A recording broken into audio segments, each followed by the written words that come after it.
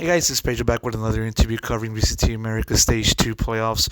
For this occasion, I'm going to be taking a little bit of a different approach for this one. I have here with me TenZ, the manager for Sentinels, who are just now at the time of the recording coming off of elimination from said playoffs, losing to 100 Thieves 2-0. Still got TenZ here during this quick interview, not about the game, but more so just about him in particular. So that said, TenZ, really do appreciate you taking the time. Yeah. And I believe, up to my knowledge, you've been in Sentinels organization for quite a long time, I believe. And so that said, how did you even get started into just being in an org like Sentinels overall?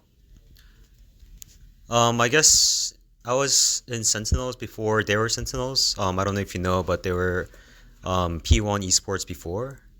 But they had a league team, but I joined them after they left LCS. And then they started doing we got into Overwatch League, and then we had a team, Gladiators, and then I got through the interview, through the upper management, and got into the P1 Esports as a Overwatch manager. Yeah.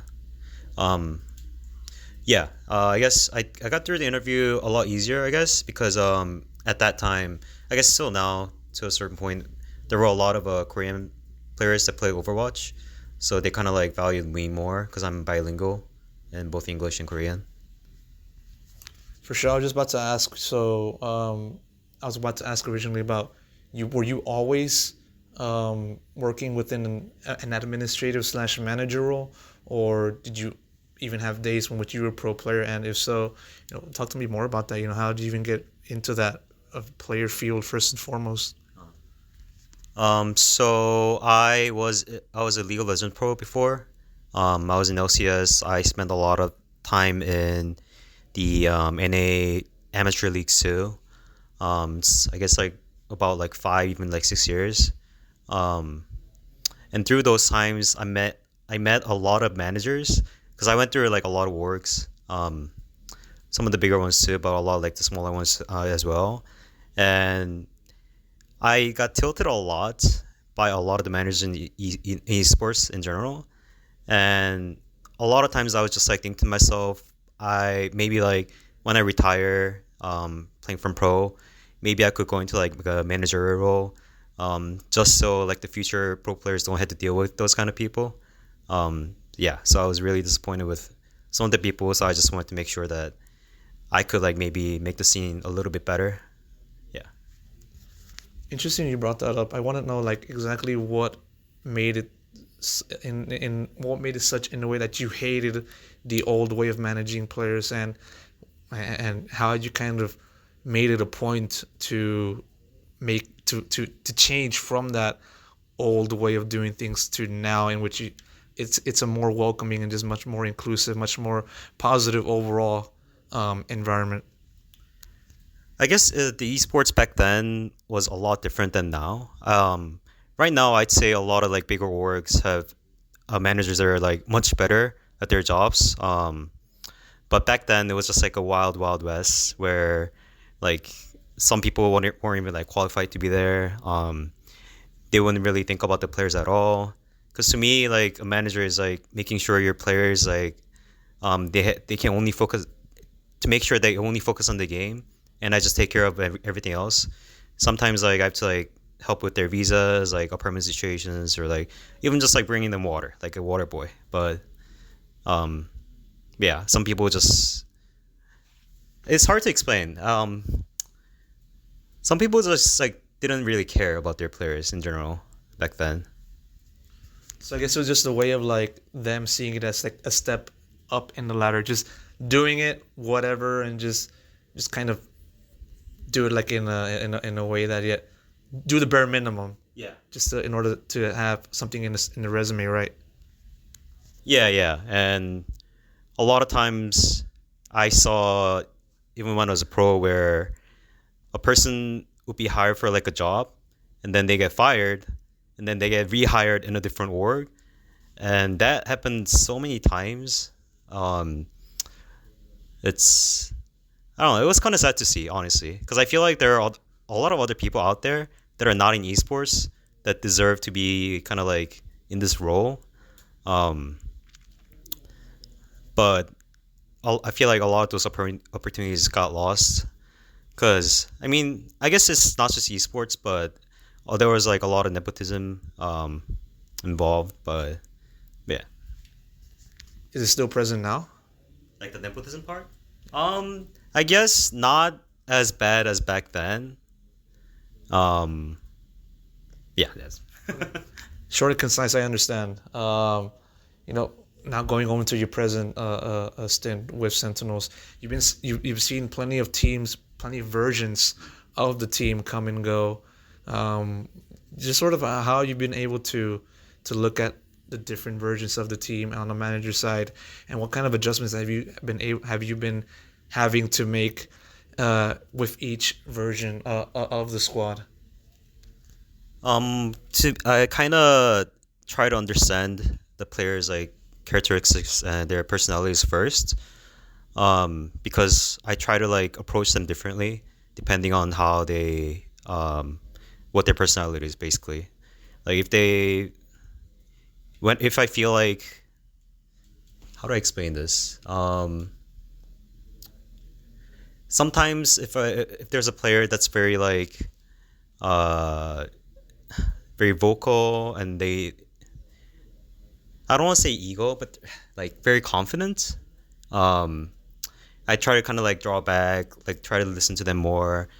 Sometimes there's a player that's kind of like innate in nature, like they don't really speak a lot. I try to talk to them more, to try to understand them, kind of thing. Yeah. There's one thing that came to my mind when it came to just researching about Sentinel's Valorant squad. I want to know, like, how do you kind of compare the first famous Sentinel squad, of course, Masters Reykjavik, Masters Champions 2021, that kind of thing, to this current one, the one that just had a Masters Madrid title win. I mean, sure, getting eliminated today, disappointing, but still, how do you kind of compare those two kinds of teams, and for both of those versions, what do you think is one thing that stood out to you? Stood out to me between the two squads. Yes. Um,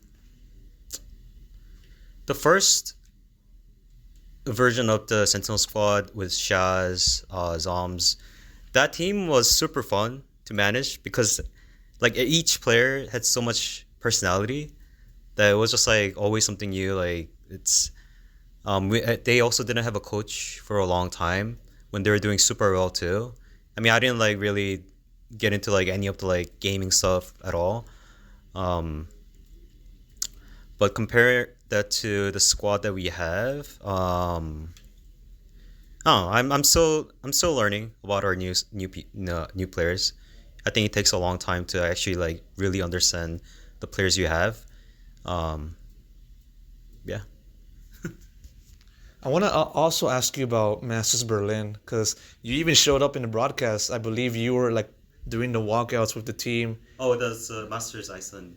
First. Yeah, I think it was that, but it was like the time in which you were on stage. Yeah, yeah. I believe it was Berlin. Might be wrong on that. Oh, I think it's Reykjavik. Yeah. all right. Yeah. Either so, like when I saw that, I was like, oh, so this is the coach. But like, of course, everybody knows that, back then, as you said, didn't really have a coach. Just most of the team themselves being the coach and just working around that. I just want to ask you about just that being on stage. How'd you kind of go about it from your point of view? I actually really didn't want to go on stage back then because I just hate, even though when I was a player before, I hated doing like interviews, like going in front of cameras. But I was kind of forced by Riot to go on there to walk out on the stage because the squad didn't have a coach, and I guess Riot didn't want the empty spot that the team had. So yeah, they asked me that I should walk out, and I was like, "Oh, fine, I guess I'll do it." And then I walked out. And then they told me that I shouldn't walk out for I think it was the finals, grand finals, And then I was so relieved because I was like, I never wanted to do this to begin with, and I'm like, yeah, I was finally able to just understand the reason behind that. yeah. Got a few quick questions for you before I wrap it up. What do you think is talking about this current squad? Toughest player to manage, in your opinion? Toughest players to manage. Um, that's a hard question. I would say I don't want to say the toughest player. I want to say I don't know. Like to me, like all the players are fun to manage because like even this squad, like I talked about the original squad that we had was a lot of personalities and characteristic stuff. But I think this squad also has that. Every player is like so fun to like even talk to. Um, but I been working with TenZ the longest time. Like, let's say I think it's like 3-4 years now. So beside him, because I already kind of know him a lot. The new players, especially like johnqt, zekken, Zellsis, Sacy, they're I think they're all really fun to manage. I can't really pick a toughest player to manage. Or one more question. You mentioned TenZ. I gotta ask you about the development of him. Socially, because I believe back then he didn't do any interviews. I think he wasn't comfortable just speaking on the mic, and just talking to the press. Nowadays he's just doing that. I've been able to talk to him a few times, in addition to a few other players. What do you think is one thing that stood out to you when it comes to looking at him and his growth? I think he just really grew up as a person over time. I mean, it happens naturally to everyone as the time goes on. In the beginning, like not even just TenZ, like I think it happens to a lot of younger players in general. Is like they only want to think about the game. They just want to play the game and just be done with it and just win everything. And as they grow up, I think they start to realize that they can do what they're doing right now because of the fans. Like the fans are what like keeps like all these like tournaments and everything going on. So I think they just become more appreciative of the things that they have. Kez, really do appreciate you taking the time during this interview. Once again, really appreciate you answering my questions, and hopefully we could see you again in some capacity in the future, man. Okay.